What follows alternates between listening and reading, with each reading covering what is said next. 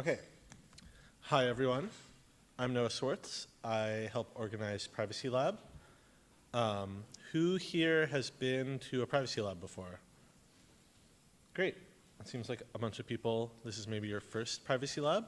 So Privacy Lab is a monthly event where we talk about all different aspects of privacy and sort of the technical security space.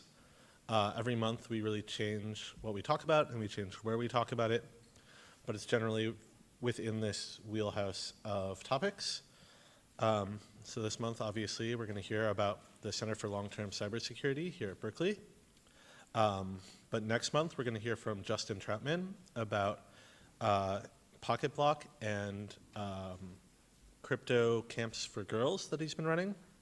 And then the month after, we'll be back in Berkeley at Bonsai, which is an AI startup. And we'll hear from Peter Eckersley from the EFF, who's doing AI policy work. If you like Privacy Lab, you may want to sign up for the mailing list. There's a mailing list which you can find on the Mozilla Wiki. You'll hear about every month's event and where they are. There's also a code of conduct for the events up on the Wiki, which is included in all the emails, and you can go read it. And you'll get to see where the Privacy Labs are. You can see synopsises of previous ones, or you can get the link to the live stream. This is going to be live streamed for all the presenters, so you can watch it online. Additionally, the other person who helps run it is Stacy Martin from Mozilla. And she wanted me to mention that this Thursday, Mozilla is hosting a tech privacy quiz trivia happy hour at 6 p.m. at the WeWork office in San Francisco. So you get to answer questions about privacy policies and security breaches. I'm not exactly sure, but it looks pretty interesting. So I'll probably be there. You can find information on it online. It's called HTTPS Humans and Tech Trivia. Anyway, so today we're going to hear about the Center for Long-Term Cybersecurity from Betsy. And then Richmond is going to talk about some cybersecurity scenarios. Is that right? And then we'll hear from the grantees of the Center for Long-Term Cybersecurity. And then we'll have a sort of informal Q&A as long as people are interested and have questions, or we'll break up sort of into chatting. We can all hang out and chat and talk about things, or maybe we can all go get dinner. There's some food in the back. If you haven't helped yourself, you should. Anyway, thank you all for coming. This is, last month was the 2-year anniversary of Privacy Lab, so I'm glad to see people are still interested in having these events and showing up to them. Anyway.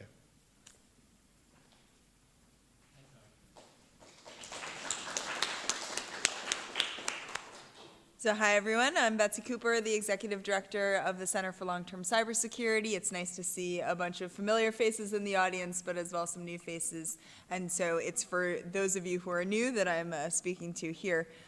So just a few minutes on background about the center, and then I'll hand it over to Richmond, who will present to you our very first work product, which we were pretty excited to launch just about a year ago now. It's getting on to be a year, so it's exciting. So first, the center was founded at the end of 2014 with a generous grant from the Hewlett Foundation. The foundation decided that they wanted to find a new area in which to invest, and after doing sort of a review of lots of possibilities, realized that cybersecurity was a space in which other foundations were not investing, in which there were a lot of interesting problems to solve, and in which there would be a great role for universities to play in pulling that together. And so the foundation decided to give out grants to 3 different universities, to us and to our colleagues at Stanford and at MIT, to really start building out programming at universities. And each of these centers has a sort of different intellectual focus, and ours is really on the future of cybersecurity. We're interested in how technology will change, how politics and policy will change, which by the way is a lot lately, how the economy will change, how society will change writ large, and what we can do today to begin to prepare for those futures. So, as Richmond will tell you, our first job was really to think about the future of cybersecurity broadly, and we developed some scenarios that he'll share with you in a second. But really, we wanted to begin a conversation around the future of cybersecurity, both in order to get people thinking about its importance and also to provide a role that we could play. Where could our center best contribute to the conversation? And really, we think that that's in 3 different areas: research, education, and engagement. On the research side, we've now funded just under $2 million worth of research grants to 49 projects across Berkeley with Berkeley principal investigators and their partners. And so we have a great number of our grantees here today that can tell you a little bit about what they do in a minute. Some of our projects are maybe more traditional, focused on phishing schemes or traditional ways of thinking about cybersecurity, but others have, we've been trying to push the boundaries. So for instance, we've been funding projects on artificial intelligence for almost the whole time we've existed, even before people started thinking about that issue in relationship to cybersecurity. Going forward, we also look forward to building out our own research programs, and we're looking at a number of different areas right now. So some of the ones that are of most interest are security implications of machine learning and artificial intelligence, the cyber talent pipeline, how to get more people into cybersecurity and ensure they're more diverse, and new governance regimes for cybersecurity, including both how governments and government institutions should structure themselves and how they should relate to the private sector. So hopefully you'll hear more from us on those issues going forward. In terms of education, we're really passionate about diversity in this space. So we've been building out technical training programs and other ways to help engage women and minorities and bring them into cybersecurity. And we're also working with the School of Information and the College of Engineering to build a master's degree program on information and cybersecurity, which would be housed here at the School of Information with our partners. And so that's a very exciting program that we hope to bring sometime in 2018. And then in terms of engagement, we host regular events with governments. We were honored to host the White House Commission for Enhancing National Cybersecurity's West Coast hearing, where all sorts of folks from the tech industry and civil society testified to the commission about where cybersecurity is going. We also regularly host other events with governments. We host industry-related events, so we have a corporate membership program and a corporate advisory group to really ensure that we know what's going on in industry and where the cutting edge is. And then finally, we really try to get out there and bring our work products out beyond the beautiful ivory tower that you can see just across the way here.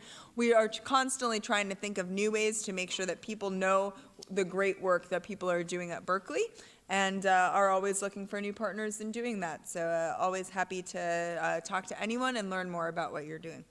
And so one of the things that I always say is that we're an experimental organization. We're maybe a little different than most university centers, and we do things in a slightly different way. And so the story Richmond's going to tell you is a great example of that. And so I'm going to hand it over to Richmond Long, one of our fabulous grantees, as well as one of our very first partners at the center. So Richmond, take it from here.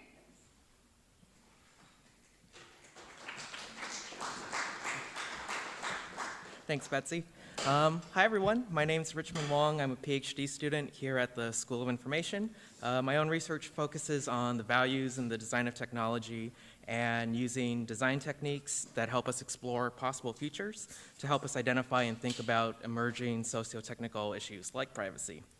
And that has a lot of similarities to scenario thinking, which is why I was really excited to be involved with the CLTC process and developing these scenarios, and I'm really excited to be talking about them today.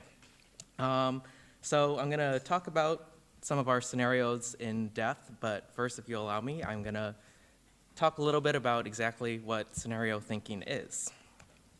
So a lot of us, in a perfect world, would love to be able to predict the future, to know what will happen. And indeed, there are a lot of people working on this, from data scientists doing work to predict the future with large data sets, or people using the wisdom of crowds. But let me put forth a different proposition, that the future is inherently unpredictable.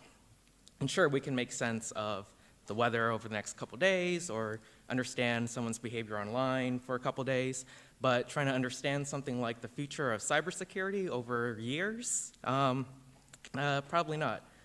So instead, scenario thinking suggests that we can take a different orientation to the future that's not about prediction.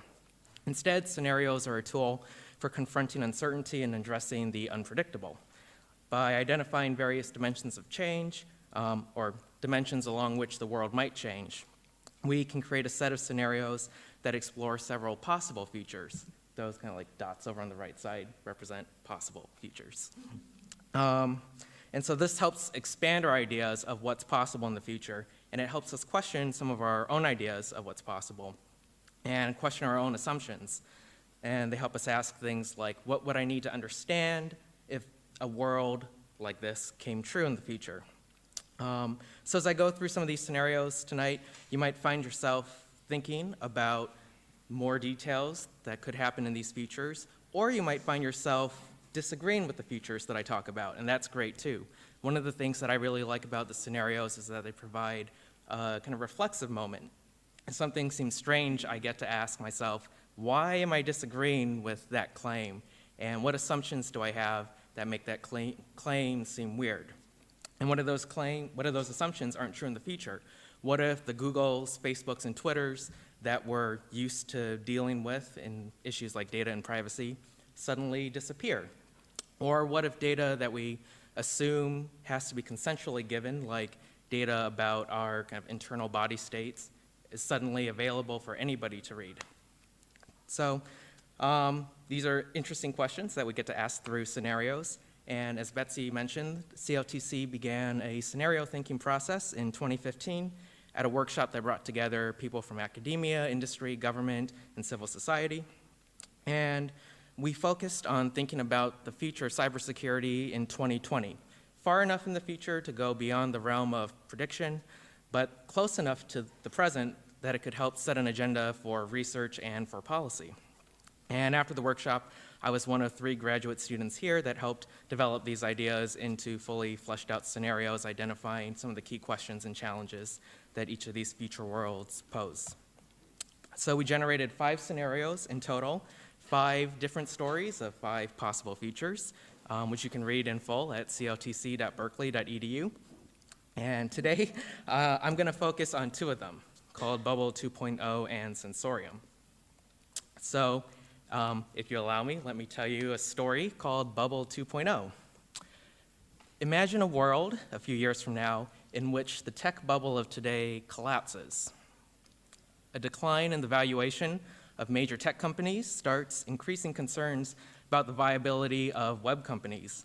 So Google's and Facebook's earnings reports come in and start suggesting that this ad-supported business model of monetizing users' data is no longer viable. Then major companies like Geico, Coca-Cola, and McDonald's announced that they're going to stop advertising through online channels. So no more pop-up ads, no more preload videos, no more sponsored content. Seems okay, but suddenly major social media platforms like Twitter announced that they're shutting down. And as this crisis develops, valuations plummet and companies race to start finding new sources of cash to stay afloat. And what they come to, trying to limit their losses, is they see their data sets that they own as an asset that they can sell. And we've seen similar economic collapses before. There was the burst of the dot-com bubble in the early 2000s, and we know that in the aftermath of such collapses, assets become underpriced. Like in the early 2000s, companies were auctioning off their Herman Miller office chairs at really cheap prices. And others move in to buy these underpriced assets and try to build back up from the remains. So the dot-com bubble, these assets range from things like intellectual property to fiber optic cable capacity to the engineers themselves. And in the 2020 bubble 2.0, the main assets up for sale are the data sets and the laid off high-skilled tech workers. And what happens next? These underpriced data sets, which include things like your location data history, your browsing habits, our emails and social media posts, and all other types of personally identifiable information, are up for sale. Data sets are at the center of bankruptcy hearings, sold in fire sales, and auctioned off to the highest bidder. And these new kind of data markets that emerge become messy places for data. It's really unclear what a good data set is, right? People aren't sure how clean these data sets are, or how accurate or how up to date. And there'll be a lot of people trying to figure out how to put a monetary value on these data sets, but no single pricing scheme will emerge by 2020. And different actors respond in different ways. The government has to make hard choices. So when a Chinese firm comes and expresses interest in buying Facebook's data, Mark Zuckerberg goes to the President of the United States and argues that Facebook is basically too big to fail. It needs a government bailout. And then he argues that the foreign purchase of Facebook's data provides national security concerns. So in some cases, the government might be willing to buy companies' data, but it won't have the resources to and won't be interested in buying all the available data that's out there in the world. And these kind of private data markets are going to continue. At the same time, many users and consumers of these services are going to feel betrayed at first. So despite clauses in companies' terms of services that say things like, we will never share your data unless we go bankrupt, which we know nobody reads those clauses in terms of services anyways. So even if it's in there, people are still going to feel like betrayed by the companies and feel that their data was stolen or given away by them. Data that people felt comfortable giving to a company like Facebook might take on new concerning contexts when that data is owned by the US government. And people may become disillusioned with tech at large, seeing the selling of their personal data going against this kind of do no evil ethos of Silicon Valley. And privacy problems may exacerbate as supposedly anonymized data sets become de-anonymized in the hands of new actors. And simultaneously, cybercriminals and other illicit actors may take up new tactics.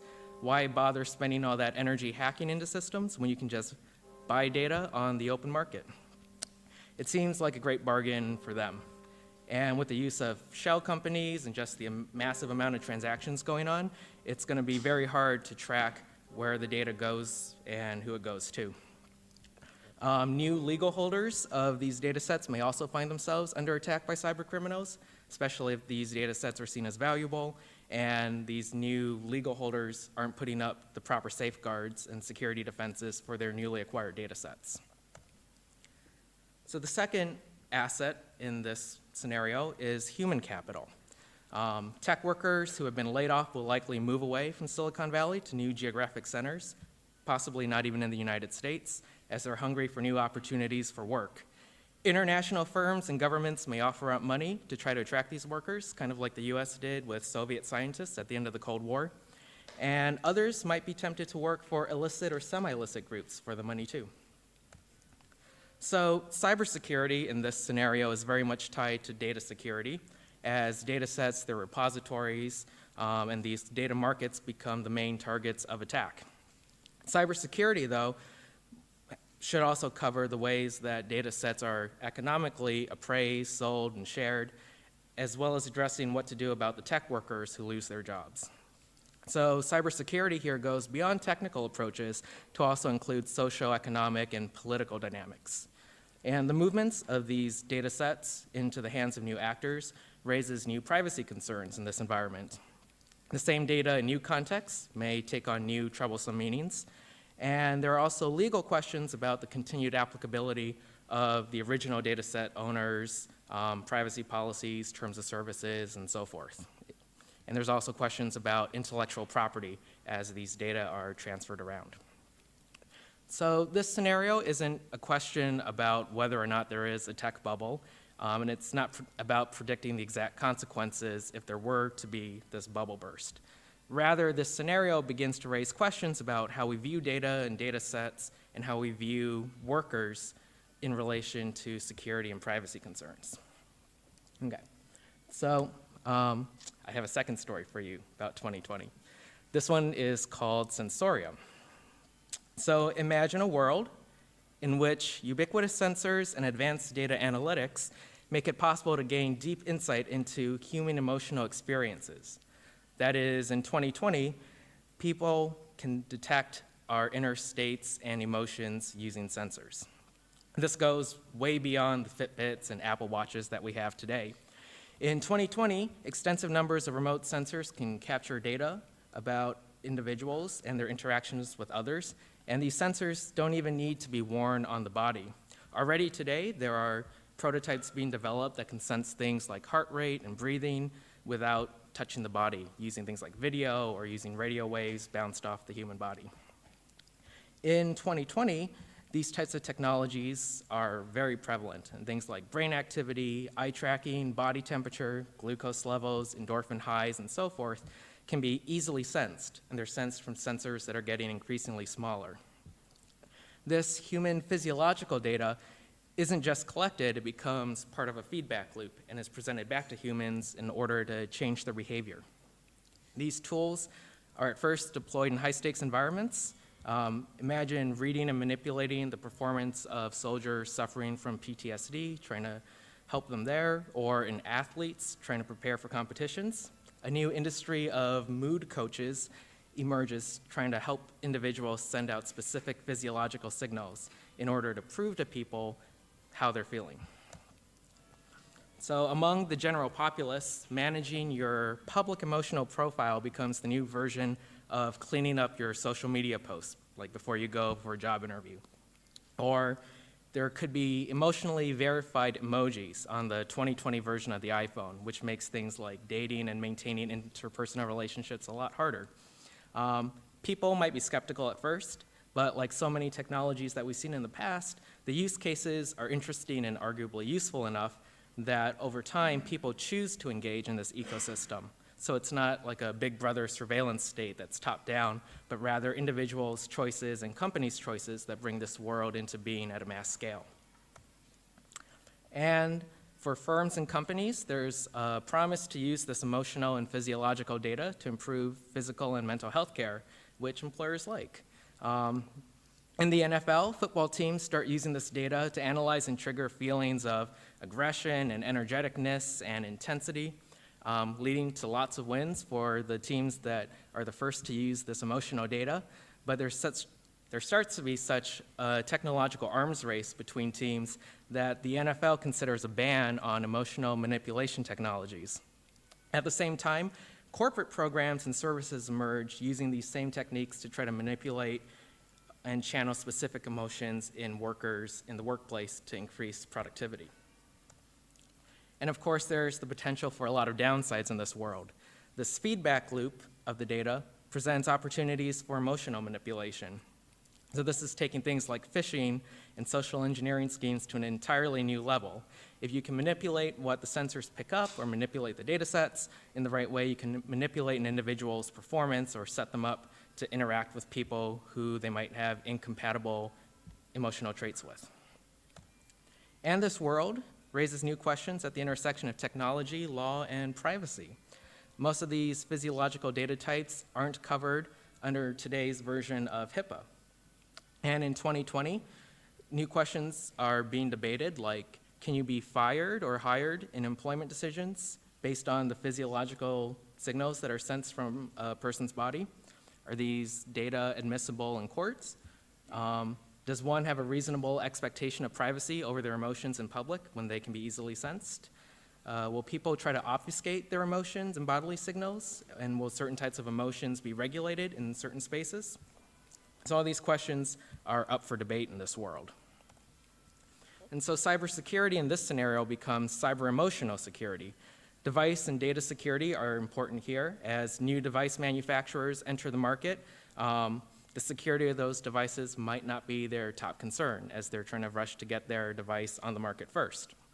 Imagine devices that are implanted in the body. It's very hard to do hardware updates on those. Depending on how interpretable the data is and what it might reveal about the body, illicit actors might have interesting incentives to try to obtain that data. But perhaps more interesting is thinking about humans as the most prized targets, vulnerable to emotional manipulation. So human emotional and physiological security becomes a key concern here. So as I mentioned earlier, new types of phishing schemes emerge that actually new types of spear phishing schemes emerge targeting specific individuals. And that becomes widespread as criminals and maybe even intelligence agencies attempt to manipulate individual decision-making. So imagine the CIA targeting the Russian ambassador's emotions when he's meeting the president, or criminals trying to manipulate analysts' decision-making at Goldman Sachs to try to affect stock prices. In this scenario, new issues of privacy arise too, as I alluded to earlier.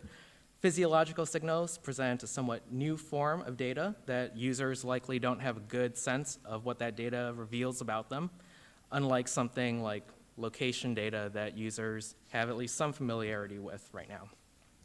And they're pretty used to sharing that data. Also, the potential to sense biosignals without touching the human body and using these miniature systems and sensors allows these systems to pull data from the human body rather than having humans kind of knowingly consent and push the data, as you might when you wear a Fitbit, kind of like knowingly putting that on, and then you know that you're sending the data to Fitbit. It's not clear what government agencies can regulate data and the applications, as a lot of these data types fall outside of HIPAA's protected health information categories. And so this scenario asks us to consider what types of things that a broad range of new sensors and data sets can reveal about us, and the implications of ongoing integrations between human bodies and technology. And it also asks us to consider how to balance kind of exploration and innovation with legal and regulatory protections for these new applications. So again, these two scenarios, Bubble 2.0 and Sensorium, are not predictions of the future, but rather tools for eliciting and thinking through a couple possible futures and highlighting some uncertainties that come to play in the future that we will create. Both of these scenarios help us expand our notions of what cybersecurity include. They're not just about technical data security, that's still important, but it also includes economic, political, and social behavioral aspects. And understanding all of these is going to be key to maintaining security and privacy in the future. So these scenarios were meant to present some provocations that let us step back and have a conversation about how we think about cybersecurity in the future. And I hope that you'll engage with us in the conversations, both here in the room, or you can tweet to us at CLTC Berkeley, or use the hashtag Cyber2020, and the full report of these scenarios, along with the other ones that I didn't have time to discuss, are online at our website. And Betsy has paper versions up front, so you should grab those too. So thank you very much. I'll turn it back over to Betsy.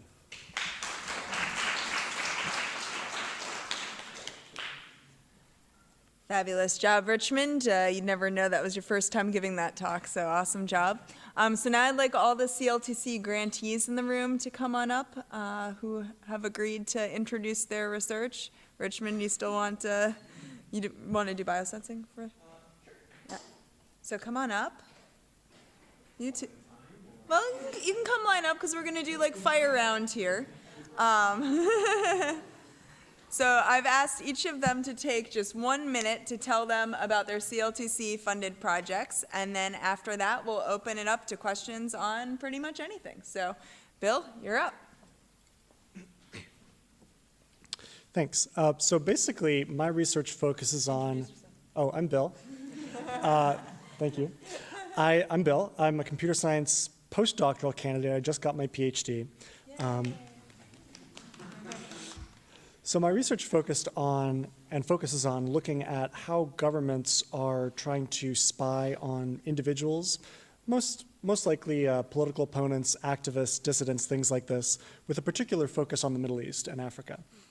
So these targeted attacks often involve, convincing a victim to open some sort of link or attachment, which might install spyware on their computer or be a phishing link or something like this.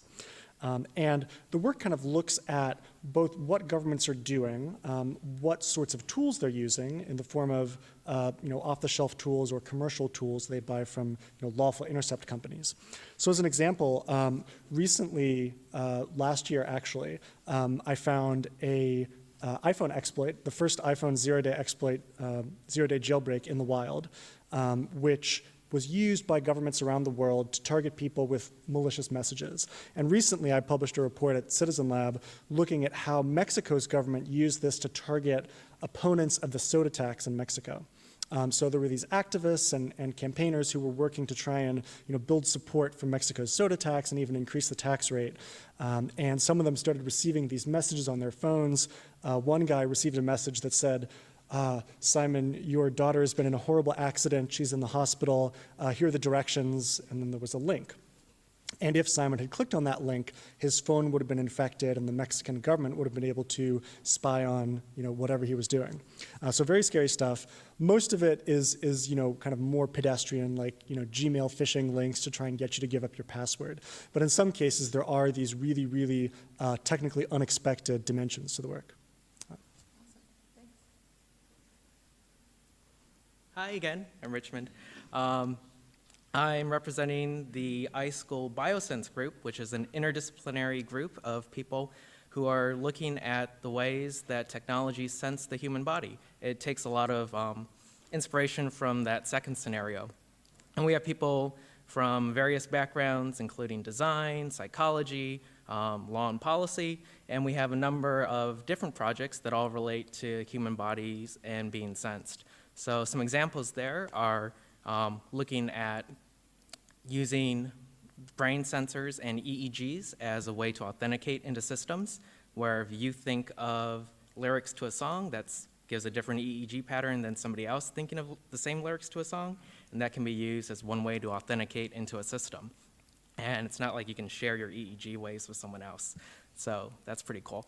There are people doing things around, again, sensing the body, using color-changing fabrics as ways of reflecting emotional states, using GSR sensors, galvanic skin response sensors, and showing how different emotions can be represented by different colors and the type of interpretations that people have of those. There's work going on with virtual reality. So in a survey that one of our students did, people think that virtual reality headsets collect a lot less data than things like your smartphone. In reality, there's a whole lot of stuff being collected from accelerometer data. In the future, you could have eye tracking data, and that can reveal a lot about you. So we have a group that's working on kind of virtual reality and security. And there's some people looking at kind of science fiction and sensing the body, and using kind of science fiction representations of technology to see how people react to those and how people form ideas about emerging technologies and possible privacy and security threats. So it's a cool interdisciplinary group. Thank you. Hey everyone, my name is Lauren, and I'm currently an academic visitor to the Center for Long-Term Cybersecurity. I'm usually based at the University of Oxford in the UK. My empirical work is on multi-domain risk and attack paths. So essentially I'm interested in how technological risks on different levels, plus people, plus organizational issues like internal regulation and things like that, affect each other. So essentially, if we picture this as a really big network that involves all these different nodes, how could an attacker get into your system? So for example, exploiting technological weaknesses, and then things you didn't do well in your organizational policy, and then jumping over to spearfish one of your executives. Based on that, I do quite a lot of policy work, which is the main thing I'm doing here. So I'm looking at what are the current regulation regimes we've got, what are the problems with these regulation regimes, and what would have to change to make them better. On the side, I also work a bit on cyber crime, but that's more hobby, essentially. Thank you. Thank you, and I'll just add, we're hosting Lauren for a workshop. I believe it's a week from today, so anyone who's interested in learning more should come to the workshop and help us evaluate a work in progress. So. Hi, everybody. I'm Elaine Siedenberg. I am a PhD candidate here at UC Berkeley School of Information. I'm going to quickly add something on to what Richmond said. We just released a manuscript that we were working on with the Biosense Lab group that was funded by CLTC on remote biosensing. So the potential for all of these signals to be picked up remotely and what the limitations are of the law and kind of how social norms are evolving. Anyway, in general, I study responsible information sharing. So a project that's been funded by CLTC is looking at the laws and policies around cybersecurity, threat exchanges, and different information sharing mechanisms, and how we can make those laws and policies better and more effective, and also how community standards play a role in that, and collecting qualitative data, and also some quantitative analysis of these feeds in terms of what are all the different parts that go into when we make laws and policies around this? What are potential privacy implications for users or potentially issues for companies, and how can we, again, make better policy and provide evidence-based research for policymaking. I am also co-director with Jen of the Center for Technology, Society, and Policy, CTSP, here at the School of Information. And we work a lot, and we're very fortunate to work with CLTC on funding small-scale student projects. And thinking ahead, and we take a very broad look at things that are relevant to security interests and kind of bringing more and more scholars into the fold and helping them realize how their projects might have implications there. So, thank you. Hi, everyone. My name is Satya. I am a research scientist at the International Computer Science Institute, which is a research center affiliated with UC Berkeley. My work is in the intersection of machine learning and security. The work that I'm doing for CLTC is about, I call it cybercrime science, is that there's all this information that is available in the cybercriminal networks, but we don't have enough resources and automation to analyze all of this data. So last year I worked on this project to build tools that can help us analyze all of this big scale data and understand how cybercrimes work in practice. And this year I was funded by CLTC again to do another project on adversarial machine learning. That machine learning gives you a lot of capabilities to handle large scale data and make data analysis automate and scalable, but it has a lot of shortcoming. That is, it's very easy to evade. For example, one of the things I found in my research is that a malware detector can be easily evaded by adding a comment in your malware or adding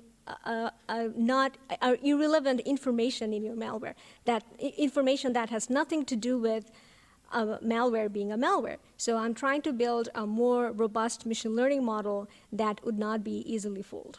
Thank you. I'm Serge Egelman. I direct the Usable Security and Privacy Group at the International Computer Science Institute.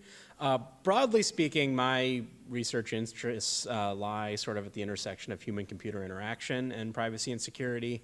So I'm interested in privacy and security decision-making, as well as using HCI techniques to improve the usability of privacy and security systems so that people can make better privacy and security decisions. The CLTC funded projects that I have going on, there are actually two. So one is I've been collaborating for a couple of years now with a psychologist to look at framing of security messaging. So for the past, nearly a century, people in, marketing have been using, psychology to target ads to get people to buy more things that they probably otherwise wouldn't want to buy. Whereas in security, everyone kind of receives the same message regardless of who they are, what their motivations are, or how they think or process information. So we're looking to see if we can leverage some of this marketing literature to target different security messages to result in greater levels of compliance. And we've had some success so far. The other project that I've been working on is a collaboration with some folks at Carnegie Mellon. We have a panel of a little over 200 households who have agreed to let us instrument their home computers. So we're looking at everything from file executions to URLs visited. Basically, the goal is to reproduce various security events. So once we detect malware on systems, we can then go back through all this data that we've been collecting to look at what events precipitated the malware. And so this is probably one of the first, large-scale in situ experiments on, security events like that. And then last but not least, my PhD student Nathan just got a grant to support his work on social authentication. So about 10 years ago, I did a paper with Stuart Schechter at Microsoft Research and Rob Reeder, where we looked at basically if you've forgotten your password, a lot of sites have these security questions about, biographical data, and we showed why these are terrible in practice, and we came up with this new system where you can have trustees, friends who vouch for your identity, and we did some usability studies of this. Facebook has since implemented this scheme. It's called Trusted Contacts on Facebook.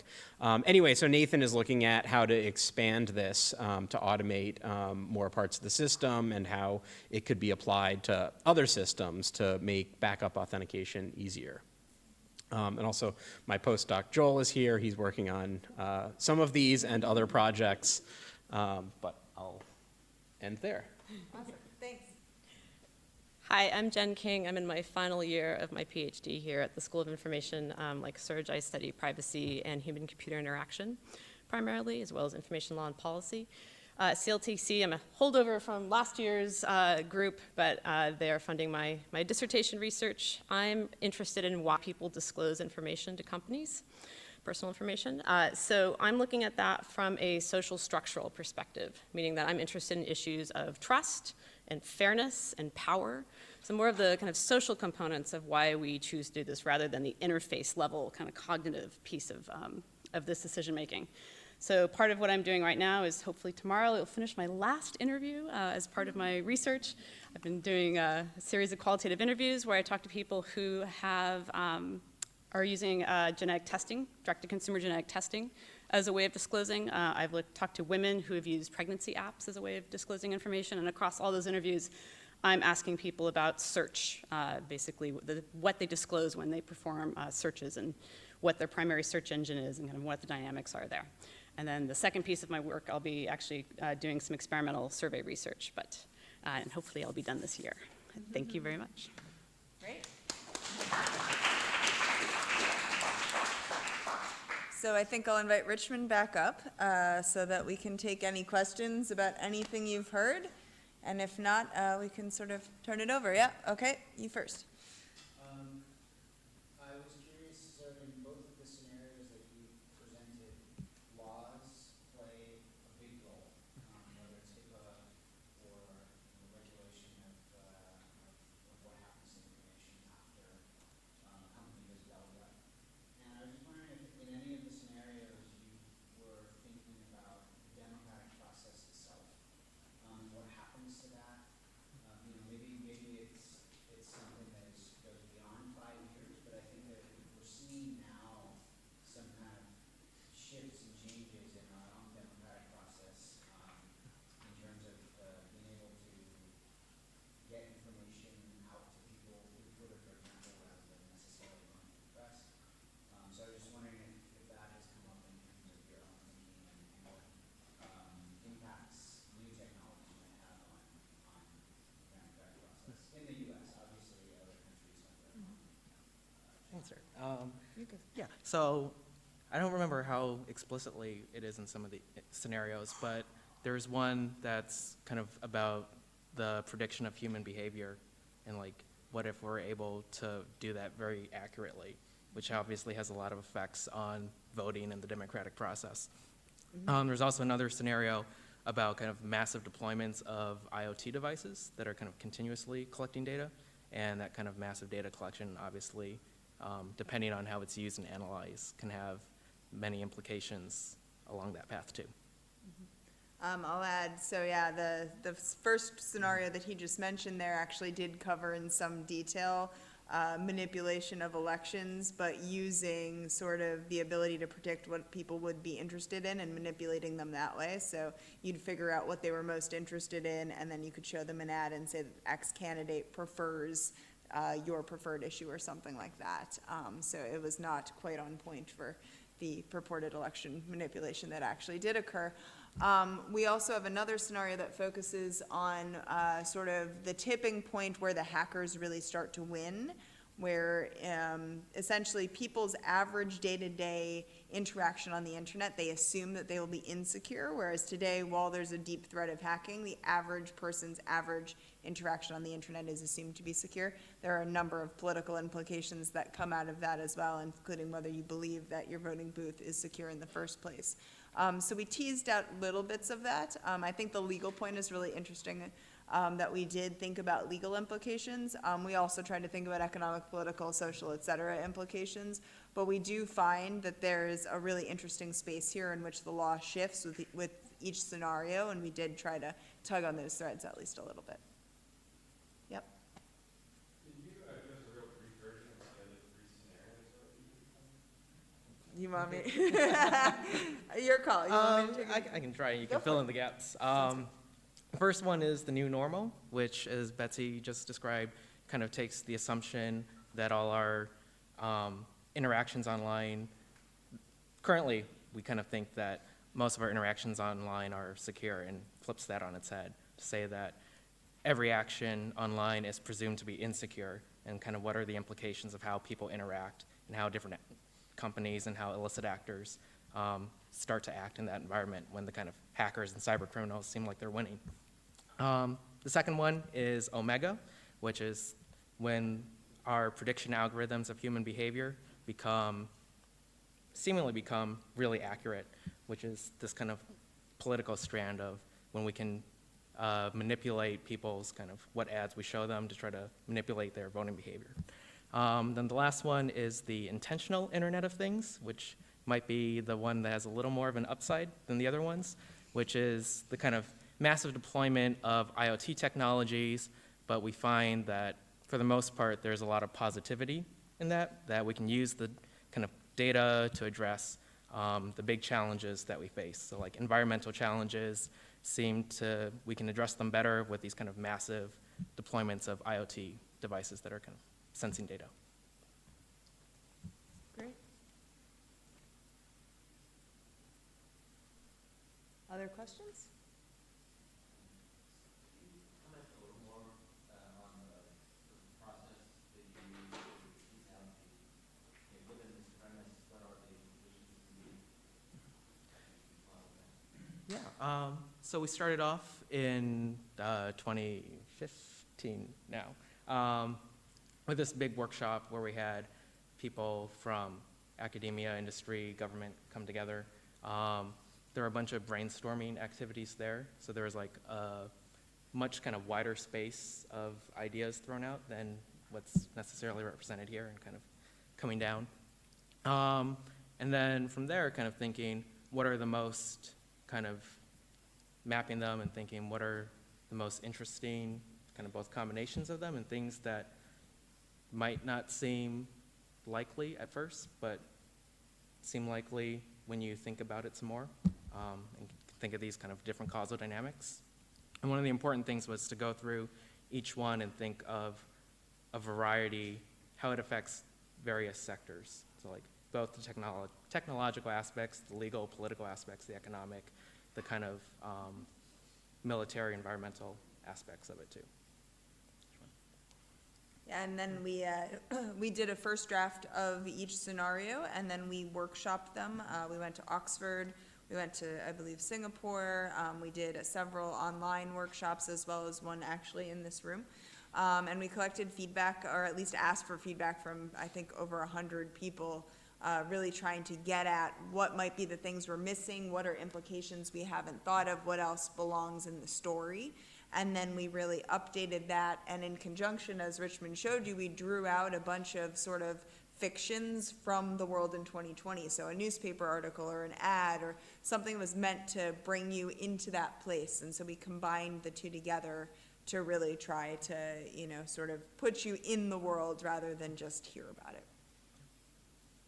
I'm kind of curious that I like seeing all these short little CLTC presentations. Even though I know many of your work, it's nice to see them all together. I'm kind of curious about the different threat models, or when we're thinking about different privacy, about the privacy from whom.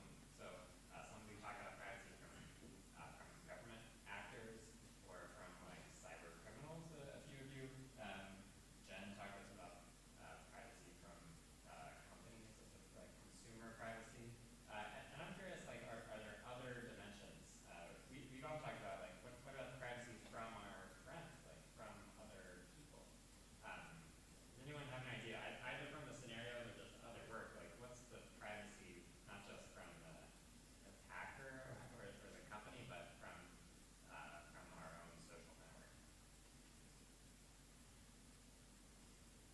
grantees. Anyone? I think the emotional and kind of physiological stuff so I know the biosense work obviously really well, but I think that's a really good example of these signals are already somewhat public, right? You can see me get flushed, you can see if I get agitated, but there's something else there if I hold up my phone and use video to give me an algorithmic reading on that. And I think that that's definitely more of an interpersonal. I think there are scenarios where it can be used against groups of people protesting or different, otherwise other groups of people, ages or anything else. But I think it is going to be one at interpersonal level, or like your manager doing that to you, or your professor monitoring how you're reacting in class. So it's just, yeah, I think it's more of this peer-to-peer privacy issue.